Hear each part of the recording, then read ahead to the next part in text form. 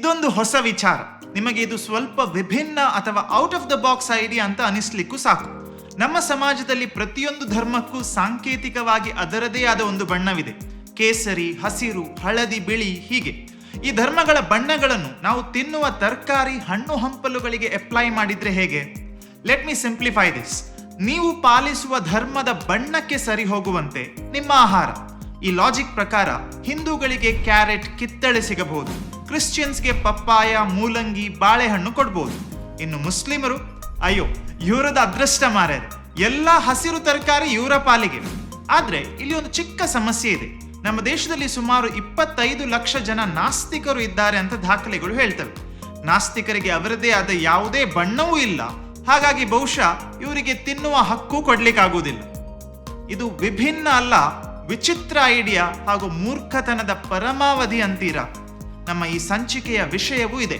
ಒಂದು ಕಡೆಯಿಂದ ದೇವರು ಧರ್ಮದ ಹೆಸರಿನಲ್ಲಿ ಮನುಷ್ಯತ್ವಕ್ಕೆ ಬೆಂಕಿ ಹಚ್ಚುವ ಧಾರ್ಮಿಕ ಮೂಲಭೂತವಾದಿಗಳ ಹುನ್ನಾರ, ಇನ್ನೊಂದು ಕಡೆ ಈ ಕರಾವಳಿಯ ಮಣ್ಣಿನ ಮೂಲ ಗುಣವಾದ ಸಾಮರಸ್ಯದ ಸೊಬಗನ್ನು ಸಾರಿ ಹೇಳುವ ಕಥೆಗಳು, ಪ್ರಚಾರ ಸಿಗದಿರುವಂತಹ ಧಾರ್ಮಿಕ ಸಹಬಾಳ್ವೆಯ ನಿದರ್ಶನಗಳು.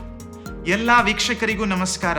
ನಾನು ಮನೋಜ್. ನೀವು ನೋಡ್ತಾ ಇರುವ ಕಾರ್ಮೆಲ್ ಕಿರಣ್ ಯೂಟ್ಯೂಬ್ ಚಾನೆಲ್ನ ಈ ಕಾರ್ಯಕ್ರಮ ಲೈಟ್ಸ್, ಕ್ಯಾಮೆರಾ ಆ್ಯಂಡ್ ರಿಯಾಕ್ಷನ್.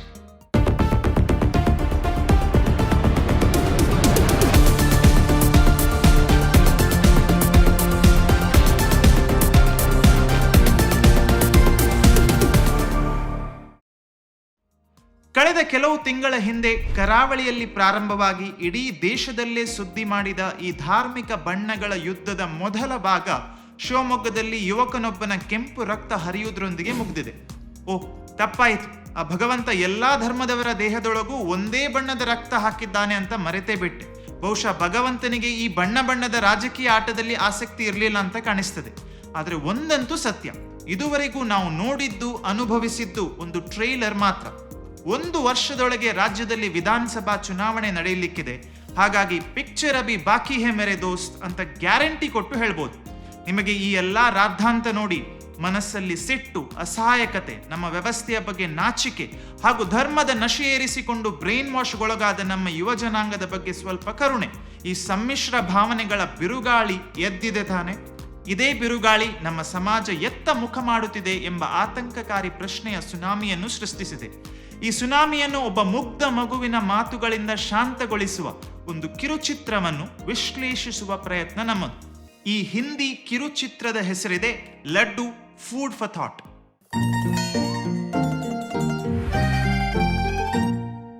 दो दिन से कुछ खाया नहीं हूँ, दे दे बेटा। मेरे दादाजी ने 1 साल से कुछ नहीं खाया है। 1 साल से? आप पंडित जी हो ना? जैसे मंदिर में पंडित होते हैं वैसे मस्जिद में मौलवी होते हैं। तो आप दोनों सेम हो? बेटा, जो काम पंडित कर सकता है वो मौलवी नहीं कर सकता। आप क्या पंडित जी से कम पावरफुल हो? अल्लाह से मस्जिद में ही मिलते हैं, आप अल्लाह के नाम पे खा सकते हैं। वैसे अल्लाह कितने हैं? मंदिर और मस्जिद में क्या फर्क है? आप प्लीज ये खाना खा लीजिए. ಲಡ್ಡು ಸಿಹಿ, ಆದರೆ ಈ ಚಿತ್ರಕ್ಕೆ ಕೆಲವು ಕಹಿ ಸತ್ಯಗಳ ಮೇಲೆ ಬೆಳಕು ಚೆಲ್ಲುವ ಸಾಮರ್ಥ್ಯ ಇದೆ. ಪಟಪಟ ಅಂತ ಮಾತಾಡಿ ಎಲ್ಲಾ ಸಂಗತಿಗಳನ್ನು ಕುತೂಹಲದಿಂದ ಪ್ರಶ್ನಿಸುವ ರಾಹುಲ್ ಎಂಬ ಹೈಪರ್ ಆಕ್ಟಿವ್ ಹುಡುಗನ ಕಥೆ ಇದು. ಸ್ವರ್ಗಸ್ಥರಾಗಿರುವ ಅಜ್ಜನ ವರ್ಷಾಚರಣೆಯ ದಿನ ದೇವಸ್ಥಾನದ ಪಂಡಿತರಿಗೆ ಊಟ ಬಡಿಸಿದ್ರೆ ಅದು ನೇರವಾಗಿ ಅಜ್ಜನಿಗೆ ಬಡಿಸಿದಂತೆ ಎನ್ನುವ ನಂಬಿಕೆ ರಾಹುಲ್ನ ತಾಯಿಯದು. ಸರಿ, ಮನೆ ಊಟದ ಟಿಫಿನ್ ಪಂಡಿತರಿಗೆ ತಲುಪಿಸುವ ಜವಾಬ್ದಾರಿ ರಾಹುಲ್ನಿಗೆ. ಆದ್ರೆ ಅಲ್ಲಿ ಹೋದ ರಾಹುಲ್ಗೆ ಪಂಡಿತರು ಸಿಗದೆ ಅದೇ ಟಿಫಿನ್ನೊಂದಿಗೆ ಪಕ್ಕದಲ್ಲೇ ಇರುವ ಮಸೀದಿಯ ಮೌಲ್ವಿಯನ್ನು ಭೇಟಿಯಾಗಿ ಊಟ ಸ್ವೀಕರಿಸುವಂತೆ ಒತ್ತಾಯ ಮಾಡ್ತಾನೆ. ಮುಂದೆ ಕತೆ ಹೇಗೆ ಸಾಕ್ತದೆ ತಿಳ್ಕೊಳ್ಳಿಕ್ಕೆ 12 ನಿಮಿಷದ ಈ ಕಿರುಚಿತ್ರವನ್ನು ನೀವೊಮ್ಮೆ ನೋಡಬೇಕು. ಯೂಟ್ಯೂಬ್ ಲಿಂಕ್ ನಮ್ಮ ಡಿಸ್ಕ್ರಿಪ್ಷನ್ ನಲ್ಲಿದೆ. ಈ ಕಿರುಚಿತ್ರ ವೀಕ್ಷಿಸುವಾಗ ಸಂಭಾಷಣೆಯನ್ನು ಗಮನವಿಟ್ಟು ಕೇಳಿ. ಸರಿ, ಹಾಗಾದ್ರೆ ಈ ಶಾರ್ಟ್ ಮೂವಿಯನ್ನು ನೋಡಿ ಮತ್ತೆ ನಮ್ಮ ವಿಡಿಯೋಗೆ ವಾಪಸ್ ಬನ್ನಿ.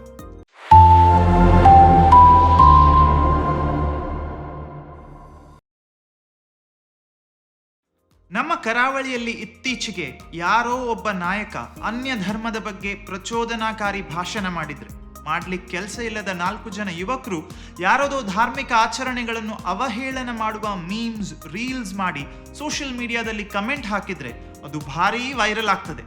ಆದ್ರೆ ಈ ಕರಾವಳಿಯ ಜನರಿಗೆ ರಕ್ತದಲ್ಲೇ ಬಂದಿರುವಂತಹ ಒಂದು ಗುಣ ಸಹಿಷ್ಣುತೆ ಅಥವಾ ಟಾಲರೆನ್ಸ್. ಮತ್ತು ನಮ್ಮಲ್ಲಿನ ಧಾರ್ಮಿಕ ಸಾಮರಸ್ಯ ಎತ್ತಿ ಹಿಡಿಯುವ ಎಷ್ಟೋ ಘಟನೆಗಳು ಎಲೆಮರೆಯ ಕಾಯಿಯಂತೆ ಯಾರ ಗಮನಕ್ಕೂ ಬರುವುದಿಲ್ಲ. ಕಾರಣ ಸಿಂಪಲ್, ಇಂಥ ವಿಚಾರಗಳಿಗೆ ಪ್ರಚಾರ ಕೊಟ್ರೆ ರಾಜಕಾರಣಿಗಳ ಬೇಳೆ ಬೇಯುವುದಿಲ್ಲ. ಆದರೆ ನಾವು ದೈವತ್ವಕ್ಕಿಂತಲೂ ಮೊದಲು ಮನುಷ್ಯತ್ವಕ್ಕೆ ಪ್ರಾಶಸ್ತ್ಯ ನೀಡಿದ ಕರಾವಳಿಯ ಧಾರ್ಮಿಕ ಸಾಮರಸ್ಯವನ್ನು ಸಾರುವ ಕೆಲವು ದೃಷ್ಟಾಂತಗಳನ್ನು ಇವತ್ತು ನಿಮ್ಮ ಮುಂದೆ ಇಡ್ತಾ ಇದ್ದೇವೆ. ಕೆಲವರಿಗೆ ಈ ಘಟನೆಗಳು ಅವರ ಚರಿತ್ರೆಯ ಒಂದು ಭಾಗ, ಇನ್ನು ಕೆಲವರಿಗೆ ಇದೊಂದು ಅಜ್ಜಿ ಕತೆ. ನಿಮಗೆ ಹೇಗೆ ಬೇಕೋ ಹಾಗೆ ತಗೊಳ್ಳಿ. ನಮ್ಮ ಕರಾವಳಿಯಲ್ಲಿ ಸ್ವಲ್ಪ ಆಲಸ್ಯ ಹೊಂದಿರುವ ಹುಡುಗರಿಗೆ ಒಂದು ಮಾತು ಹೇಳ್ತಾರೆ, ಈ ಬಪ್ಪನಾಡದ ದೋಲ್ ಬೊಟ್ರೆ ಪೋಡು.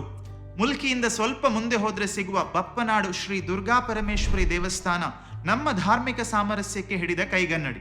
ಒಮ್ಮೆ ಶಾಂಭವಿ ನದಿಯ ನೆರೆ ನೀರು ಉಕ್ಕಿ ಹರಿದು ಈ ಗ್ರಾಮದ ಹಳೆ ದೇವಸ್ಥಾನ ಕೊಚ್ಚಿ ಹೋಯ್ತಂತೆ. ಸ್ವಲ್ಪ ಸಮಯದ ಬಳಿಕ ಕೇರಳ ಮೂಲದ ಮುಸ್ಲಿಂ ವ್ಯಕ್ತಿ ಬಪ್ಪ ವ್ಯಾಪಾರಕ್ಕಾಗಿ ತನ್ನ ದೋಣಿಯಲ್ಲಿ ಆ ಪ್ರದೇಶವಾಗಿ ಹೋಗುತ್ತಿದ್ದಾಗ ನೀರಿನಲ್ಲಿದ್ದ ದೇವಸ್ಥಾನದ ಶಿಲಾ ಕಲ್ಲುಗಳು ಆತನ ದೋಣಿಗೆ ತಾಗಿದವು. ಹಾಗೂ ಸುತ್ತಲಿದ್ದ ಸಮುದ್ರದ ನೀರು ಕೆಂಪು ಬಣ್ಣಕ್ಕೆ ತಿರುಗಿತು. ದಿಗ್ಭ್ರಮೆಯಾಗಿ ಬಪ್ಪ ಅಲ್ಲಿಯೇ ತನ್ನ ನಾವೆಯಲ್ಲಿ ನಮಾಜ್ ಮಾಡಿದ. ಆ ರಾತ್ರಿ ಬಪ್ಪನ ಕನಸಿನಲ್ಲಿ ಪ್ರತ್ಯಕ್ಷಳಾದ ದುರ್ಗಾದೇವಿ ಈ ಊರಿನಲ್ಲಿ ತನಗೊಂದು ದೇವಸ್ಥಾನ ಕಟ್ಟಲು ಹಾಗೂ ಜೈನ ಅರಸ ದುಗ್ಗಣ್ಣ ಸಾಮಂತರನ್ನು ಆಡಳಿತದಾರನನ್ನಾಗಿ ನೇಮಿಸುವಂತೆ ಆದೇಶ ನೀಡ್ತಾಳೆ. ಹೀಗೆ ಬಪ್ಪನಿಂದ ನಿರ್ಮಿತವಾದ ದೇವಸ್ಥಾನ ಬಪ್ಪನಾಡು ಕ್ಷೇತ್ರವೆಂದೇ ಪ್ರಸಿದ್ಧಿಯಾಗಿ ಶ್ರೀ ದುರ್ಗಾ ಪರಮೇಶ್ವರಿಯ ಜೊತೆಗೆ ಬಪ್ಪ ಬ್ಯಾರಿಯ ಹೆಸರು ಕೂಡ ಅಮರವಾಯಿತು. ಇಂದಿಗೂ ದೇವಸ್ಥಾನದಿಂದ ಕೊಂಚ ದೂರದಲ್ಲಿರುವ 100 ಕಂಡಿ ಮನೆಯಲ್ಲಿ ಬಪ್ಪ ಬ್ಯಾರಿಯ ವಂಶಸ್ಥರು ವಾಸಿಸುತ್ತಾರೆ.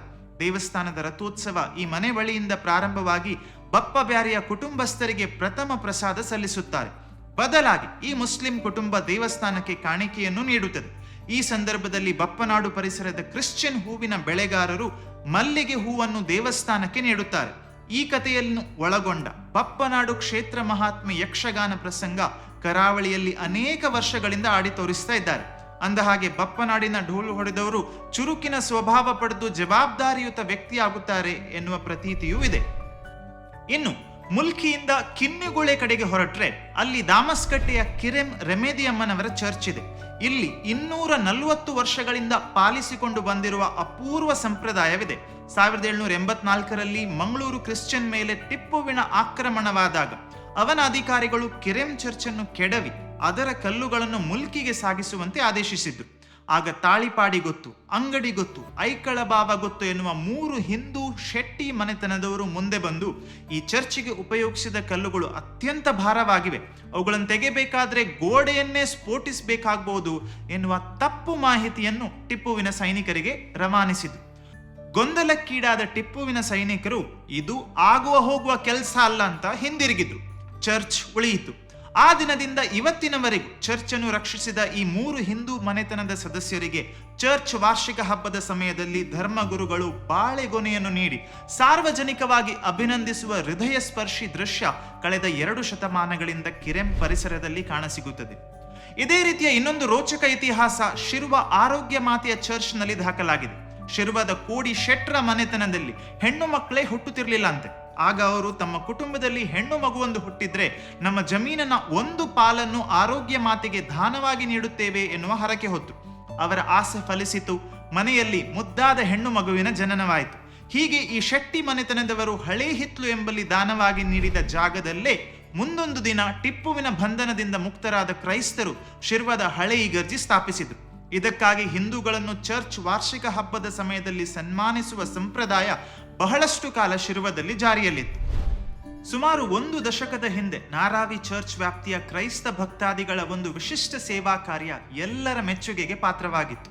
ಸ್ಥಳೀಯ ಸೂರ್ಯನಾರಾಯಣ ದೇವಸ್ಥಾನದ ನವೀಕರಣ ಸಂದರ್ಭದಲ್ಲಿ 2011 ಏಪ್ರಿಲ್ 19ರಂದು ಸುಮಾರು 150 ಕ್ರೈಸ್ತರು ದೇವಸ್ಥಾನದ ವಠಾರದಲ್ಲಿ ಶ್ರಮದಾನ ಮಾಡಿದ್ದರು.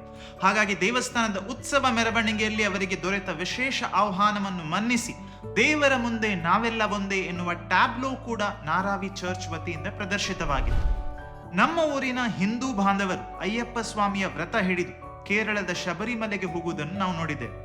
ಅಯ್ಯಪ್ಪ ಸ್ವಾಮಿಯ ಕಥೆಯನ್ನು ಓದುವಾಗ ಅವರಿಗೆ ವಾವರ ಎನ್ನುವ ಮುಸ್ಲಿಂ ಮಿತ್ರನಿದ್ದ ಎಂದು ತಿಳಿದು ಬರುತ್ತದೆ. ಮಹಿಷಿ ರಾಕ್ಷಸಿಯನ್ನು ಕೊಲ್ಲಲು ವಾವರ ತನಗೆ ಮಾಡಿದ್ದ ಸಹಾಯಕ್ಕಾಗಿ ಅಯ್ಯಪ್ಪ ಸ್ವಾಮಿ ನನ್ನನ್ನು ನೋಡಲು ಬರುವ ಭಕ್ತರೆಲ್ಲರೂ ಮೊದಲು ವಾವರನನ್ನು ನೋಡಬೇಕು ಎಂದು ಆದೇಶ ಮಾಡಿದ್ರಂತೆ. ಹೀಗೆ ಶಬರಿಮಲೆಗಿಂತ 50 ಕಿಲೋಮೀಟರ್ ಮೊದಲೇ ವಾವರ ಮಸೀದಿ ಸ್ಥಾಪನೆಯಾಯಿತು. ಇಂದಿಗೂ ಶಬರಿಮಲೆಗೆ ಹೋಗುವ ಭಕ್ತರು ವಾವರ ಮಸೀದಿಗೆ ಭೇಟಿ ನೀಡಿ ಅಕ್ಕಿ, ಕರಿಮೆಣಸು ಕಾಣಿಕೆಯಾಗಿ ಕೊಡ್ತಾರೆ. ಹೀಗೆ ಹಿಂದೂಗಳ ವಿಶ್ವವಿಖ್ಯಾತ ಪವಿತ್ರ ಕ್ಷೇತ್ರದಲ್ಲಿ ಮುಸ್ಲಿಂ ಆಚರಣೆಗೆ ಜಾಗ ಸಿಕ್ಕಿದೆ. ಬಾಬ್ರಿ ಮಸೀದಿ ಕೆಡವಿದ ದಿನ ದೇಶವೇ ಹೊತ್ತಿ ಉರಿಯುವಾಗಲೂ ವಾವರ ಮಸೀದಿಗೆ ಸಾವಿರ ಸಂಖ್ಯೆಯಲ್ಲಿ ಅಯ್ಯಪ್ಪ ಭಕ್ತರು ಭೇಟಿ ನೀಡಿದ್ದರು ಎನ್ನುವುದು ಈ ಪ್ರದೇಶದ ಅನ್ಯೋನ್ಯತೆಗೆ ಸಾಕ್ಷಿ. ಈಗ ನಾವು ಹೋಗುವ ಮಂಜೇಶ್ವರ ಬಳಿ ಇರುವ ಮಾಡ ಅರಸು ಮಂಜೇಶ್ವರ ದೇವಸ್ಥಾನ ಹಾಗೂ ಅದರ ಪಕ್ಕದ ಸಾವಿರ ಜಮಾತ್ ಮಸೀದಿಗೆ ಪ್ರತಿ ಏಪ್ರಿಲ್ನಲ್ಲಿ ದೈವಸ್ಥಾನದ ನೇಮೋತ್ಸವ. ಇದಕ್ಕಿಂತ ಕೆಲವು ದಿನಗಳ ಮೊದಲು ದರ್ಶನ ಪಾತ್ರಿ ಹಾಗೂ ದೈವ ನೇಮೋತ್ಸವದ ಸಂಘಟಕರು ಒಂದು ಶುಕ್ರವಾರದಂದು ಮಸೀದಿಯ ಜಮಾತ್ ಮುಗಿದ ಬಳಿಕ ಅಲ್ಲಿಗೆ ತೆರಳಿ ಮುಸ್ಲಿಂ ಬಾಂಧವರಿಗೆ ನೇಮೋತ್ಸವದ ಆಹ್ವಾನ ನೀಡುತ್ತಾರೆ. ನೇಮೋತ್ಸವಕ್ಕೆ ತೆರಳಿದ ಮುಸ್ಲಿಮರಿಗೆ ಅಂದಿನ ಪ್ರಥಮ ಪ್ರಸಾದ. ಆ ದಿನ ಕೂಡ ದರ್ಶನ ಪಾತ್ರಿ ಮುಖಾಂತರ ದೈವ ಇಲ್ಲಿ ಮುಸ್ಲಿಂ ಬಾಂಧವರು ಹಾಜರಿದ್ದಾರೆ ಎಂದು ಕೇಳ್ತದಂತೆ. ಬಹುತೇಕ ಇಂಥದೇ ನಿದರ್ಶನ ಬಿಸಿ ರೋಡ್ ಬಳಿ ಇರುವ ಸರಪ್ಪಾಡಿ ಅಜಿಲಮೊಗರು ಗ್ರಾಮದಲ್ಲೂ ಕಾಣಸಿಗ್ತದೆ. ಆ ಕಡೆ ದೇವಸ್ಥಾನ, ಈ ಕಡೆ ಮಸೀದಿ, ಮಧ್ಯದಲ್ಲಿ ಹರಿಯುತ್ತಿರುವ ನೇತ್ರಾವತಿ. ಜಾತ್ರೆ ಹಾಗೂ ಉರುಸ್ ಹೆಚ್ಚು ಕಮ್ಮಿ ಒಂದೇ ಸಂದರ್ಭದಲ್ಲಿ. ಆಗ ಎರಡೂ ಸಮುದಾಯದ ಮುಖಂಡರು ದೋಣಿಯಲ್ಲಿ ನದಿ ದಾಟಿ ಒಂದು ಡಬ್ಬಿ ಎಣ್ಣೆಯನ್ನು ಪರಸ್ಪರ ವಿನಿಮಯ ಮಾಡ್ತಾರೆ. ಇಲ್ಲಿನ ಮಸೀದಿಯ ಉರುಸು ಸಂಭ್ರಮಕ್ಕೆ ಮುಸ್ಲಿಮರು ಮಾಲಿದ ಎನ್ನುವ ಖಾದ್ಯವನ್ನು ತಯಾರಿಸಿ ಹಿಂದೂ ಭಕ್ತರಿಗೆ ನೀಡುತ್ತಾರೆ. ಮಾಲಿದ ಉರುಸ್ ಎಂದೇ ಇದು ಜನಪ್ರಿಯ. ನಮ್ಮ ಮುಂದಿನ ಪಯಣ ನೀರು ಮಾರ್ಗದ ಬಳಿ ಇರುವ ಬಿತ್ತಿಪಾದೆ ಗ್ರಾಮಕ್ಕೆ. ಇಲ್ಲಿಯ ಬದ್ರಿಯಾ ಜುಮಾ ಮಸೀದಿ ಆಯೋಜಿಸುವ ಮುಹಿಯುದ್ದೀನ್ ರಾತೀಬ್ ಅನ್ನ ಪ್ರಸಾದ ಕಾರ್ಯದಲ್ಲಿ ಮೊದಲು ಹಿಂದೂ ಹಾಗೂ ಕ್ರಿಶ್ಚಿಯನ್ ಬಾಂಧವರಿಗೆ ಬಾಳೆ ಎಲೆಯಲ್ಲಿ ಊಟ ಬಡಿಸಿದ ಬಳಿಕವೇ ಮುಸ್ಲಿಮರಿಗೆ ಊಟ. ಮಸೀದಿಯೊಂದರಲ್ಲಿ ಬಾಳೆ ಎಲೆಯಲ್ಲಿ ಊಟ ಬಡಿಸುವ ಬಹು ಅಪರೂಪದ ವಿದ್ಯಮಾನವಿದೆ. ರಿಟರ್ನ್ ಗಿಫ್ಟ್ ಎಂಬಂತೆ ಊರಿನಲ್ಲಿ ಭೂತಕೋಲ ನಡೆಯುವಾಗ ಮುಸ್ಲಿಮರನ್ನು ಕರೆದು ಗೂಳ್ಯ ಪ್ರಸಾದ ನೀಡಲಾಗುತ್ತದೆ. ಕಳೆದ ವರ್ಷ ಮಾರ್ಚ್ನಲ್ಲಿ ಕೊಕ್ಕಡದ ಮಸೀದಿಯ ನವೀಕರಣ ಸಂಭ್ರಮಕ್ಕೆ ಹಿಂದೂ ಬಾಂಧವರು ಮುಂದೆ ನಿಂತು ಬ್ರಾಹ್ಮಣ ಅಡುಗೆ ಭಟ್ಟರ ಸಹಾಯದಿಂದ ಇಡೀ ಊರಿಗೆ ಸಸ್ಯಾಹಾರಿ ಭೋಜನ ನೀಡಿದ್ದು ಸುದ್ದಿಯಾಗಿತ್ತು. ಮಸೀದಿ ಓಪನಿಗೆ ವೆಜ್ ಅಡುಗೆ ಮಾಡಿದ್ದು ಫಸ್ಟಿಗೆ ಉಪ್ಪಿನಕಾಯಿ, ಪಲ್ಯ, boil white rice, rasam, sambar, ಹಪ್ಪಳ, ಫೋಡಿ, ಬಜ್ಜಿ ಮೆಣಸು ಅಂತ ಹೇಳ್ತೀವಿ. ಆಮೇಲೆ ಕ್ಯಾರೆಟ್ ಪಾಯಸ ಸ್ಪೆಷಲ್, ಹೋಳಿಗೆ, ತುಪ್ಪ, ಮತ್ತು ಮಜ್ಜಿಗೆ ಹುಳಿ ಅಂತ ಹೇಳ್ತೇವೆ, ಬಿಳಿ ವೈಟ್ ಸಾಂಬಾರು, ಮತ್ತು ಫುಡ್ಸ್ ಕರಿ ಅಂತ ಹೇಳ್ತೇವೆ, ಮತ್ತು ಮಜ್ಜಿಗೆ. ಮುಸ್ಲಿಮರಿಗೆ ಪಾಯಸ, ಹೋಳಿಗೆ ಅಂದರೆ ತುಂಬ ಇಷ್ಟ ಆಗ್ತದೆ. ಹಾಗೆ ಅದರದೊಂದು ಸ್ಪೆಷಲ್ ಆಗಿ ಮಾಡಿದ್ದಾರೆ ಇವರು. 2000 ಹೋಳಿಗೆ ಮಾಡಿದ್ದೇವೆ. ಎಲ್ಲರೂ ಅದನ್ನು ಇಷ್ಟಪಟ್ಟು ಎಲ್ಲರೂ ಹೇಳಿದ್ದಾರೆ ಅಲ್ವಾ. ಶಾಲೆ ಮಕ್ಕಳು, ಟೀಚರ್ಸ್ನವರು ಇವರೆಲ್ಲ ಬಂದು ಊರಿನ ಏನು ದೇವಸ್ಥಾನ ಇದೆ, ಚರ್ಚ್ ಇದೆ, ಇದರ ಆಡಳಿತ ಕಮಿಟಿಯವರು, ಹಾಗೆಯೇ ಎಲ್ಲ ಧರ್ಮದವರೆಲ್ಲ ಬಂದು ಮಸೀದಿಯ ಒಳಗಡೆ ಕೂಡ ನಾವು ಪ್ರವೇಶ ಕೊಟ್ಟಿದ್ದೇವೆ ಅವರಿಗೆ.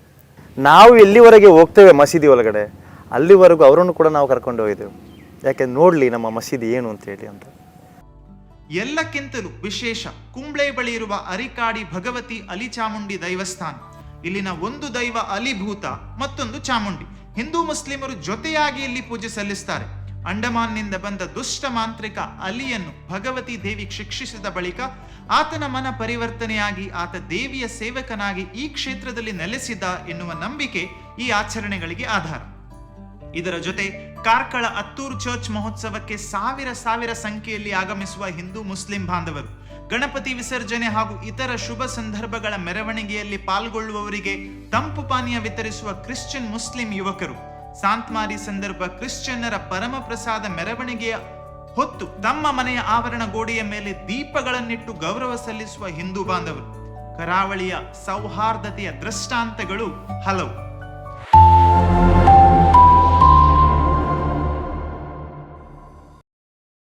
ಈ ದೃಶ್ಯ ಕಂಡದ್ದು ಕಳೆದ ಫೆಬ್ರವರಿ 10ರಂದು ಉಪ್ಪಿನಂಗಡಿ ಪೇಟೆಯಲ್ಲಿ.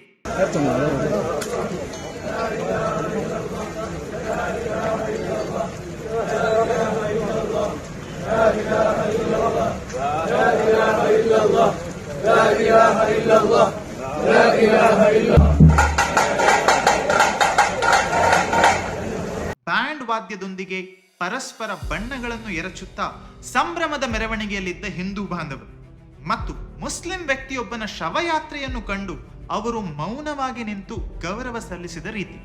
ನಿಜವಾಗಿಯೂ ದೈವತ್ವ ಎನ್ನುವುದು ಒಂದು ಆಯ್ಕೆ, ಮನುಷ್ಯತ್ವ ಅನಿವಾರ್ಯತೆ. ದುರದೃಷ್ಟವಶಾತ್ ದೇವನೊಬ್ಬ ನಾಮ ಹಲವು ಎಂದು ಚಿಕ್ಕಂದಿನಲ್ಲಿಯೇ ನಾವು ಕಲಿತ ವಿಷಯ ನಮ್ಮ ಮನಸ್ಸಿನಲ್ಲಿ ಅಚ್ಚಾಗದೆ ಕೇವಲ ಪಾಠ ಪುಸ್ತಕಗಳಿಗಷ್ಟೇ ಸೀಮಿತವಾಗಿದೆ. ಅದರ ಬದಲು ಅನೇಕ ರೂಪಗಳಾದರೂ ನಿಜವಾದ ದೇವರು ಒಬ್ಬನೇ, ಆದರೆ ಆ ನಿಜ ದೇವರು ನಮ್ಮ ಧರ್ಮದ ದೇವರು ಎನ್ನುವ ವಿಚಿತ್ರವಾದ ಕೇಳಲಿಕ್ಕೆ ಸಿಗ್ತಾ ಇದೆ.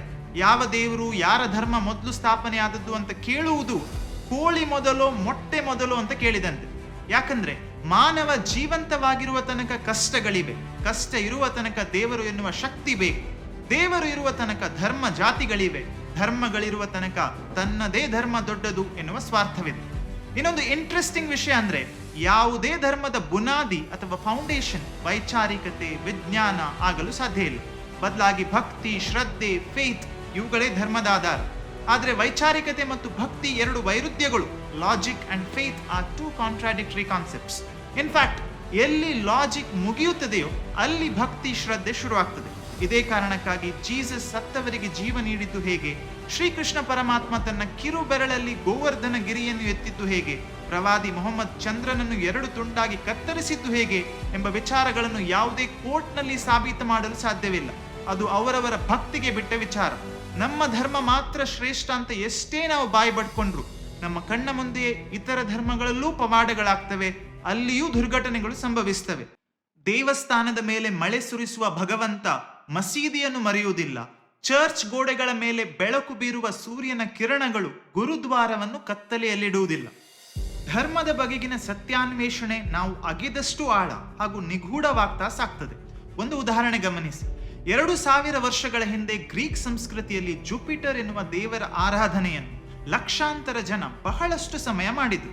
ಕ್ರಮೇಣ ಕಾಲ ಬದಲಾದಂತೆ ಗ್ರೀಕ್ ಸಂಸ್ಕೃತಿಯ ಈ ಪುರಾತನ ದೇವರು ಮರೆಯಾಗಿ ಹೊಸ ದೇವರು ಸೃಷ್ಟಿಯಾದ.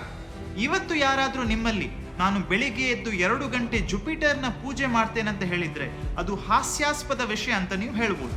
ಆದ್ರೆ ನಾಳೆಯಿಂದ ಒಂದು 10 ಲಕ್ಷ ಜನ ಜುಪಿಟರ್ನನ್ನು ಪೂಜಿಸಲು ಶುರು ಮಾಡಿದ್ರೆ ಇದೇ ಹಾಸ್ಯಾಸ್ಪದ ವಿಷಯ ಮತ್ತೆ ಧಾರ್ಮಿಕ ವಿಷಯವಾಗ್ತದೆ.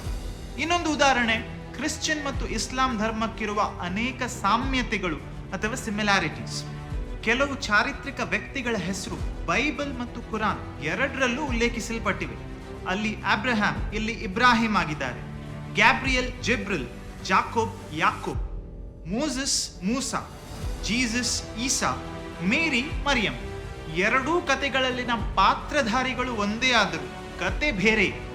ಇಷ್ಟು ಸಾಮ್ಯತೆಗಳಿರುವ ಈ ಎರಡೂ ಧರ್ಮಗಳು ಕ್ರುಸೇಡ್ ಅಥವಾ ಧರ್ಮಯುದ್ಧ ಹೆಸರಿನಲ್ಲಿ 100 ವರ್ಷಗಳ ಕಾಲ ಬಡಿದಾಡಿಕೊಂಡಿದ್ದು. ಧರ್ಮದ ಸತ್ಯಾನ್ವೇಷಣೆ ಅಂದ್ರೆ ಸಮುದ್ರದ ಆಳ ಹಾಗೂ ಆಕಾಶದ ಎತ್ತರವನ್ನು ಅಳೆಯಲು ಹೊರಟಂತೆ.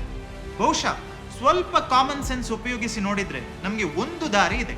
ಈ ಗೊಂದಲದಿಂದ ಹೊರಬರಲು ನಮ್ಮ ಮನೆಗಳಲ್ಲಿ, ಪ್ರಾರ್ಥನಾ ಸ್ಥಳಗಳಲ್ಲಿ ನಮ್ಮ ಧರ್ಮ ಗ್ರಂಥದ ಭಾಷೆ ಮಾತಾಡಿ, ಹೊರಗೆ ಸಮಾಜಕ್ಕೆ ಬಂದಂತೆ ಸಂವಿಧಾನ ಕಲಿಸುವ ಭಾಷೆಯನ್ನು ಆಡುವುದು. ಸಂವಿಧಾನದ ಆರ್ಟಿಕಲ್ 25ರಿಂದ 28 ಭಾರತೀಯ ನಾಗರಿಕರಿಗೆ ಯಾವುದೇ ಧರ್ಮವನ್ನು ಆಯ್ಕೆ ಮಾಡುವ ಹಕ್ಕನ್ನು ಹಾಗೂ ಇತರರ ಧಾರ್ಮಿಕ ನಂಬಿಕೆಗಳನ್ನು ಗೌರವಿಸುವ ಜವಾಬ್ದಾರಿಯನ್ನು ನೀಡುತ್ತದೆ. ಹಾಗಾಗಿ ನಾವು ಮೊದಲು ಭಾರತೀಯ ಹಿಂದೂಗಳು, ಭಾರತೀಯ ಮುಸ್ಲಿಮರು ಹಾಗೂ ಭಾರತೀಯ ಕ್ರಿಶ್ಚಿಯನ್ನರು. ಆದರೆ ಈಗೀಗ ಇಲ್ಲಿನ ಕೆಲವು ಮೂಲಭೂತವಾದಿ ಶಕ್ತಿಗಳು ಧರ್ಮದ ಅಮಲನ್ನು ಜನರ ಮನಸ್ಸಲ್ಲಿ ತುಂಬಲು ಬಹಳ ಸುಲಭದ ಉಪಾಯ ಕಂಡುಕೊಂಡಿದ್ದಾರೆ. ಅದೆಂದ್ರೆ ಈ ದೇಶದ ಚರಿತ್ರೆಯನ್ನು ತಮಗೆ ಬೇಕಾದಂತೆ ತಿರುಚುವುದು. ಉದಾಹರಣೆಗೆ ಛತ್ರಪತಿ ಶಿವಾಜಿ. ಇವತ್ತು ಹಲವರ ವಾಟ್ಸ್ಆಪ್ ಸ್ಟೇಟಸ್ಗಳಲ್ಲಿ, ಪ್ರೊಫೈಲ್ ಪಿಕ್ಚರ್ ಅಲ್ಲಿ, ರಸ್ತೆ ಬದಿ ಕಟ್ಟಿದ ಬ್ಯಾನರ್ಗಳಲ್ಲಿ ಶಿವಾಜಿಯನ್ನು ಪ್ರಾಜೆಕ್ಟ್ ಮಾಡುವ ರೀತಿ ಹಿಂದೂಗಳನ್ನು ರಕ್ಷಿಸಿದ, ಮುಸ್ಲಿಮರನ್ನು ದ್ವೇಷಿಸಿದ ದೊರೆ ಎಂದು. ಇದು ಸತ್ಯಕ್ಕೆ ದೂರವಾದ ಮಾತು. ಶಿವಾಜಿಯ ಹೋರಾಟ ತನ್ನ ರಾಜ್ಯದ ಮೇಲೆ ಆಕ್ರಮಣ ಮಾಡಿ ದೇವಸ್ಥಾನಗಳನ್ನು ಧ್ವಂಸಗೊಳಿಸಿದ ಕೆಲವು ಮುಸ್ಲಿಂ ರಾಜರ ವಿರುದ್ಧವೇ ಹೊರತು ಉಳಿದ ಅಮಾಯಕ ಮುಸ್ಲಿಮರ ವಿರುದ್ಧ ಆಗಿರಲಿಲ್ಲ. ಸತ್ಯ ನ್ಯಾಯದ ಹೋರಾಟಕ್ಕೆ ಧಾರ್ಮಿಕ ಬಣ್ಣ ಬಳಿಯುವ ಪ್ರಯತ್ನವಿತ್ತು. ಸ್ವತಃ ಶಿವಾಜಿಯ ಸೈನ್ಯದಲ್ಲೇ ಮುಸ್ಲಿಂ ಸೈನಿಕರಿದ್ರು. ಬಹಳ ಪ್ರಸಿದ್ಧವಾದ ಶಿವಾಜಿ ಹಾಗೂ ಅಫ್ಸಲ್ ಖಾನನ ಹೋರಾಟದಲ್ಲೂ ಇದು ಸ್ಪಷ್ಟವಾಗಿ ಗೋಚರಿಸುತ್ತದೆ. 7 ಅಡಿ ಎತ್ತರದ ಬಲಿಷ್ಠ ದೇಹದ ಅಫ್ಜಲ್ ಖಾನ್ ಶಿವಾಜಿಯನ್ನು ಭೇಟಿ ಮಾಡಿ ರಾಜಿ ಸಂಧಾನಕ್ಕೆಂದು ಆಹ್ವಾನಿಸಿದ್ದಂತೆ. ಹಾಗೂ ಬರುವಾಗ ಇಬ್ಬರ ಬಳಿಯೂ ಯಾವುದೇ ಆಯುಧ ಇರಬಾರದೆಂಬ ಷರತ್ತನ್ನು ವಿಧಿಸಿದ. ಆದರೆ ಈ ಶಿವಾಜಿಯ ಅಂಗರಕ್ಷಕ ರುಸ್ತುಮೆ ಜಮಾನ್ನಿಗೆ ಅಫ್ಜಲ್ ಖಾನ್ನ ಷಡ್ಯಂತ್ರದ ಸುಳಿವು ಸಿಕ್ಕಿತು. ಹಾಗೂ ಆತ ಶಿವಾಜಿಗೆ ವಾಗ್ನಕ್ ಅಥವಾ ಹುಲಿಯ ಉಗುರುಗಳನ್ನು ಕೈಯಲ್ಲಿ ಅವಿತಿಡಲು ಸಲಹೆ ನೀಡಿದೆ. ರುಸ್ತುಮೆ ಜಮಾನ್ನ ಅನುಮಾನ ನಿಜವಾಯಿತು. ಸಂಧಿಗಾಗಿ ಬಂದ ಅಫ್ಜಲ್ ಖಾನ್ ಶಿವಾಜಿ ಮೇಲೆ ಮುಗಿಬಿದ್ದಾಗ ತನ್ನ ಬಳಿ ಇದ್ದ ಹುಲಿಯ ಉಗುರಿನಿಂದ ಶಿವಾಜಿ ಅಫ್ಜಲ್ ಖಾನ್ನನ್ನು ವಧಿಸಿದ. ಇದನ್ನು ನೋಡಿ ಅಫ್ಜಲ್ ಖಾನ್ನ ಅಂಗರಕ್ಷಕ ಕೃಷ್ಣಮೂರ್ತಿ ಭಾಸ್ಕರ್ ಕುಲಕರ್ಣಿ ಶಿವಾಜಿಯ ಮೇಲೆ ದಾಳಿ ನಡೆಸುವ ವ್ಯರ್ಥ ಪ್ರಯತ್ನವನ್ನು ಮಾಡಿದ. ಈಗ ಇಲ್ಲಿ ಗಮನಿಸಿ, ಒಬ್ಬ ಹಿಂದೂ ರಾಜನಿಗೆ ಮುಸ್ಲಿಂ ಅಂಗರಕ್ಷಕ, ಮುಸ್ಲಿಂ ರಾಜನಿಗೆ ಹಿಂದೂ ಅಂಗರಕ್ಷಕ. ನಡೆದ ಯುದ್ಧ ಸಾಮ್ರಾಜ್ಯದ ಅಧಿಪತ್ಯಕ್ಕಾಗಿಯೇ ಹೊರತು ಧರ್ಮಕ್ಕಾಗಿ ಅಲ್ಲ. ಬಹುಶಃ ಇಂದಿನ ರಾಜಕಾರಣಿಗಳು ಮಾಡ್ತಿರುವುದು ಇದನ್ನೇ. ತಮ್ಮ ತಮ್ಮ ಪಟ್ಟ ಉಳಿಸಲು ಏನೆಲ್ಲಾ ಕಸರತ್ತು. ಒಂದೇ ವ್ಯತ್ಯಾಸವೆಂದರೆ ರಾಜನಾಗಿ ತನ್ನ ಸಿಂಹಾಸನವನ್ನು ಉಳಿಸಿಕೊಳ್ಳುವುದು ಶಿವಾಜಿಯ ಕರ್ತವ್ಯವಾಗಿತ್ತು. ಆದರೆ ಇಂದಿನ ಪ್ರಜಾಪ್ರಭುತ್ವ ವ್ಯವಸ್ಥೆಯಲ್ಲಿ ಪಟ್ಟಕ್ಕಾಗಿ, ಕುರ್ಚಿಗಾಗಿ ಪಿತೂರಿ ಮಾಡುವುದು ರಾಜಕಾರಣಿಗಳ ಲಾಲಸೆಯಷ್ಟೇ. ಅಫ್ಜಲ್ ಖಾನ್ನನ್ನು ಕೊಂದ ಬಳಿಕ ಶಿವಾಜಿ ಆತನಿಗೊಂದು ಸ್ಮಾರಕ ಕಟ್ಟಿಸಿ ಶತ್ರುವಿನ ಮರಣದ ಜೊತೆ ಶತ್ರುತ್ವವೂ ಮುಗಿಯಿತು ಎಂಬ ವಾಕ್ಯವನ್ನು ಕೆತ್ತಿಸಿದ. ಆದರೆ ಇವತ್ತಿನ ರಾಜಕಾರಣಿಗಳು ಶಿವಾಜಿಯನ್ನು ಮುಸ್ಲಿಮರನ್ನು ಸಂಹರಿಸಲೆಂದೇ ಹುಟ್ಟಿದವ ಎಂದು ಪ್ರಚಾರ ಕೊಡ್ತಾ ಇದ್ದಾರೆ. ಟಿಪ್ಪು ಬ್ರಿಟಿಷರ ವಿರುದ್ಧ ಹೋರಾಡಿದ ಉದ್ದೇಶವೂ ತನ್ನ ರಾಜ್ಯದ ರಕ್ಷಣೆ. ಆದರೆ ಆತನಿಗೆ ದೇಶಪ್ರೇಮಿ ಎಂಬ ಬಿರುದು ನೀಡಲು ಭಾರೀ ಚರ್ಚೆ. ನೆನಪಿಡಿ, ಶಿವಾಜಿಯಾಗಲಿ ಟಿಪ್ಪುವಿನ ಕಾಲದಲ್ಲಾಗಲಿ ಅಖಂಡ ಭಾರತ ಎಂಬ ಕಲ್ಪನೆಯೇ ಇರಲಿಲ್ಲ. ನೂರಾರು ರಾಜರ ನಡುವೆ ಹಂಚಿ ಹೋಗಿದ್ದ ಭರತ ಭೂಮಿ ಇತ್ತಷ್ಟೇ.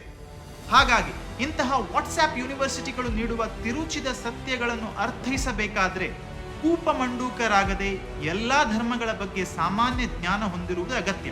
ಮದರ್ ತೆರೇಸಾ ಅವರ ಮಾತುಗಳಲ್ಲಿ ಹೇಳುವುದಾದ್ರೆ, ನಾನು ಹಿಂದೂಗಳನ್ನು ಒಳ್ಳೆಯ ಹಿಂದೂಗಳಾಗಿ ಹಾಗೂ ಮುಸ್ಲಿಮರನ್ನು ಇನ್ನಷ್ಟು ಒಳ್ಳೆಯ ಮುಸ್ಲಿಮರನ್ನಾಗಿ ಬದಲಾಯಿಸಿದ್ದೇನೆ.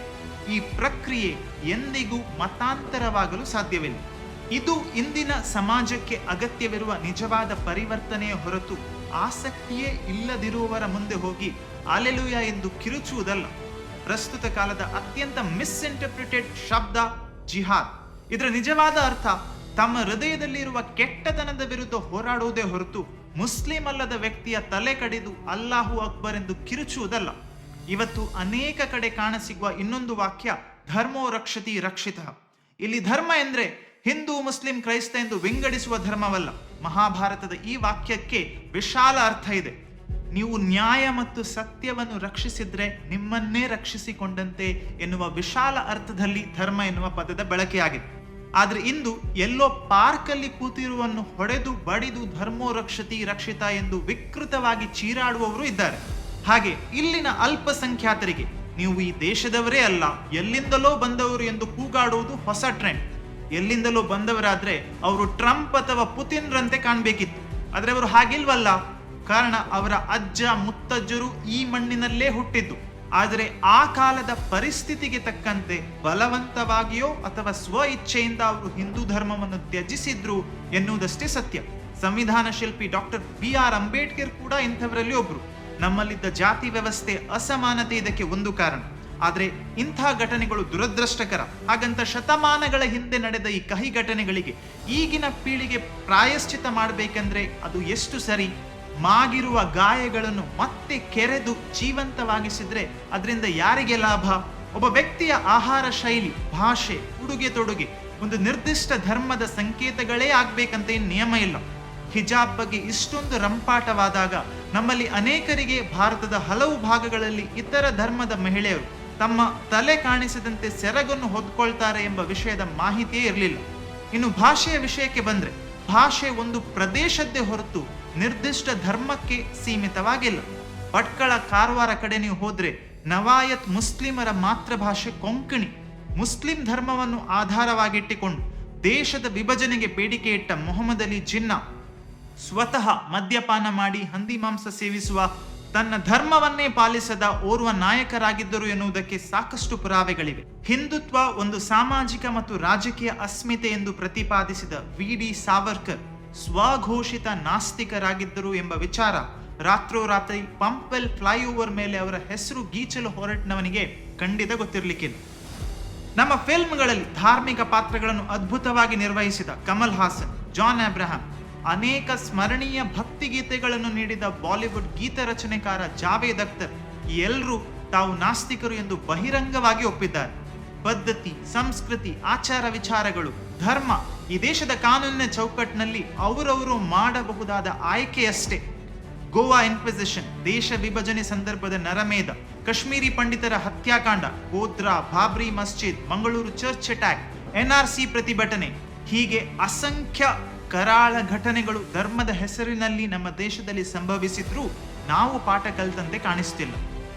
ಗೋವಾ ಇನ್ಕ್ವಿಸಿಷನ್, ದೇಶ ವಿಭಜನೆ ಸಂದರ್ಭದ ನರಮೇಧ, ಕಾಶ್ಮೀರಿ ಪಂಡಿತರ ಹತ್ಯಾಕಾಂಡ, Godhra, Babri Masjid, Mangaluru church attack, NRC ಪ್ರತಿಭಟನೆ, ಹೀಗೆ ಅಸಂಖ್ಯ ಕರಾಳ ಘಟನೆಗಳು ಧರ್ಮದ ಹೆಸರಿನಲ್ಲಿ ನಮ್ಮ ದೇಶದಲ್ಲಿ ಸಂಭವಿಸಿದ್ರೂ ನಾವು ಪಾಠ ಕಲಿತಂತೆ ಕಾಣಿಸ್ತಾ ಇಲ್ಲ. ಜನಸಾಮಾನ್ಯರು ಇದರ ಸಹವಾಸವೇ ಬೇಡ, ಮಾಡಲು ಕೆಲಸ, ಬಟ್ಟಲಲ್ಲಿ ಅನ್ನವಿದ್ರೆ ಸಾಕು ಎಂದು ಗೋಗರೆದ್ರೂ ರಾಜಕಾರಣಿಗಳು ಈ ಧರ್ಮದ ಆಯುಧವನ್ನು ತ್ಯಜಿಸಲು ಸಿದ್ಧರಿಲ್ಲ. ಯಾಕೆಂದ್ರೆ ಇದು ಡಿವೈಡ್ ಅಂಡ್ ರೂಲ್ ಎನ್ನುವ set formula and it works for them every single time.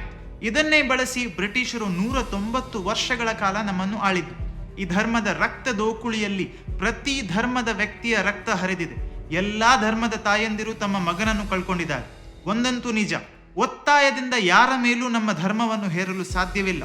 ಇಂತಹ ಮಾರ್ಗವನ್ನು ಆಯ್ಕೆ ಮಾಡಿದ್ದೇ ಆದಲ್ಲಿ ಅದರ ಪರಿಣಾಮ ಇನ್ನೂ ಕೆಲವು ಅಫ್ಘಾನಿಸ್ತಾನ, ಸಿರಿಯಾಗಳು ನಮ್ಮ ದೇಶದಲ್ಲೂ ಸೃಷ್ಟಿಯಾಗಬಹುದು. ಅದೆಲ್ಲ ಬಿಡಿ, ಹುಟ್ಟುವಾಗ ನಿಮ್ಮ ಪೈಕಿ ಎಷ್ಟು ಜನ ಒಂದು ನಿರ್ದಿಷ್ಟ ಧರ್ಮದಲ್ಲೇ ನನ್ನ ಜನ್ಮವಾಗಬೇಕು ಅಂತ ಅರ್ಜಿ ಹಾಕೊಂಡು ಬಂದಿದ್ರಿ? ನಮ್ಮ ಪೈಕಿ 95% ಜನ ಒಂದು ಧರ್ಮವನ್ನು ಪಾಲಿಸಲು ಇರುವ ಪ್ರಧಾನ ಕಾರಣ ನಮ್ಮ ತಂದೆ ತಾಯಿ ಆ ಧರ್ಮವನ್ನು ನಮಗೆ ನೀಡಿದ್ದು ಹೊರತು ನಾವು ಆಯ್ಕೆ ಮಾಡಿದ್ದಲ್ಲ.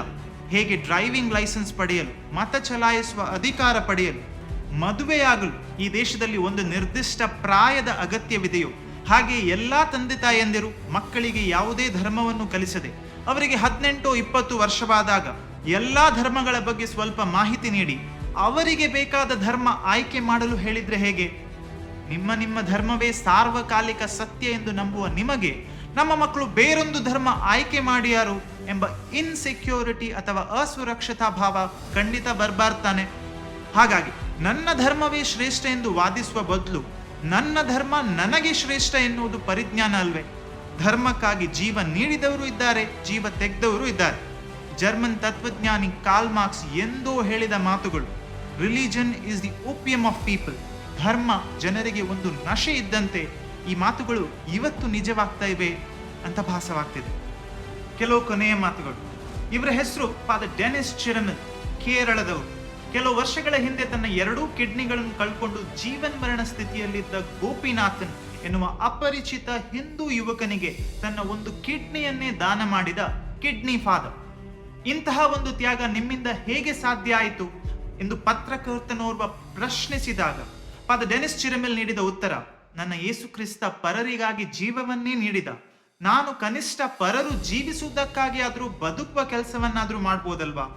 ಮೈ life itself is a preaching. ಒಬ್ಬ ಕ್ರಿಶ್ಚಿಯನ್ ವ್ಯಕ್ತಿಯ ಕಿಡ್ನಿ ಸ್ವೀಕರಿಸಲು ಓರ್ವ ಹಿಂದೂ ಯುವಕನ ಶರೀರಕ್ಕೆ ಯಾವ ಆಕ್ಷೇಪವೂ ಇರಲಿಲ್ಲ. ಇವತ್ತು ನಾವು ನೀಡಿದ ಉದಾಹರಣೆಗಳು, ಪುಣ್ಯಕ್ಷೇತ್ರಗಳ ಬಗ್ಗೆ ನೀಡಿದ ಹೆಚ್ಚಿನ ಮಾಹಿತಿ ಬಾಯಿ ಮಾತಿನ ಮೂಲಕ ಒಂದು ಪೀಳಿಗೆಯಿಂದ ಇನ್ನೊಂದು ಪೀಳಿಗೆಗೆ ಹರಿದು ಬಂದದ್ದು.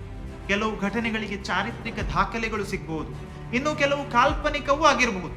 ಆದರೆ ಎಲ್ಲಾ ಕಥೆಗಳಲ್ಲಿ ಒಂದು ಸಾಮಾನ್ಯ ವಿಚಾರ ಇದೆ.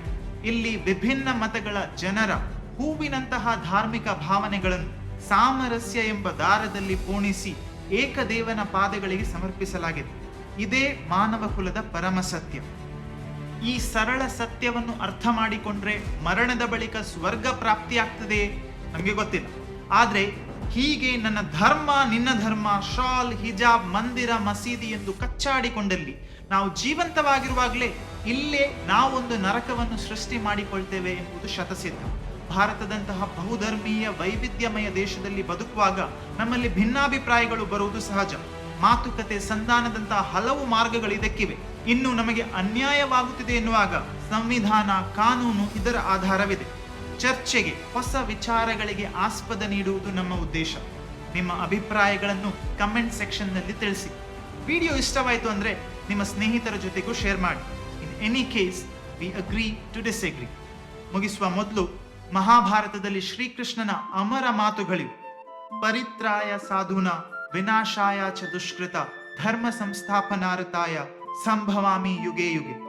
ಶಿಷ್ಟರ ರಕ್ಷಣೆಗಾಗಿ, ದುಷ್ಟರ ದಮನಕ್ಕಾಗಿ, ಸತ್ಯ ನೀತಿಯ ಸ್ಥಾಪನೆಗಾಗಿ ವಿಭಿನ್ನ ಕಾಲಘಟ್ಟಗಳಲ್ಲಿ ನಾನು ಮತ್ತೆ ಹುಟ್ಟಿ ಬರುವೆ ಎಂಬುದಿದರ ಅರ್ಥ. ಈಗಿನ ಪರಿಸ್ಥಿತಿಯಲ್ಲಿ ಅಂತಹ ಮಹಾನ್ ಚೇತನ ಹೊಂದಿದ ಅವತಾರ ಪುರುಷರಿಗಾಗಿ ಕಾಯಲು ನಮಗೆ ಸಮಯ ಇಲ್ಲ. ಸಹಬಾಳ್ವೆಯ ಪೋಷಣೆಗಾಗಿ, ದುರಾಲೋಚನೆಗಳ ನಾಶಕ್ಕಾಗಿ ಎಲ್ಲರಿಗೂ ಹಿತವನ್ನು ಬಯಸುವ ಆ ಚೇತನ ನಮ್ಮೆಲ್ಲರ ಮನಸ್ಸಲ್ಲಿಯೇ ಹುಟ್ಲಿ ಎಂದು ನಮ್ಮ ಆಶಯ. ನನ್ನ ದೇವರನ್ನು ನೀನು ನಂಬ್ತೀಯಾ? ಪ್ರಶ್ನೆಯ ಉತ್ತರ ಬಿಡಿ, ಈ ಪ್ರಶ್ನೆಯೇ ತಪ್ಪು. ಅದರ ಬದಲು ನನ್ನ ನಂಬಿಕೆಯನ್ನು ನೀನು ಗೌರವಿಸ್ತೀಯಾ ಎಂದು ಕೇಳುವುದು ಸೂಕ್ತ ತಾನೆ? ಸ್ವಲ್ಪ ಯೋಚಿಸಿ ನೋಡಿ.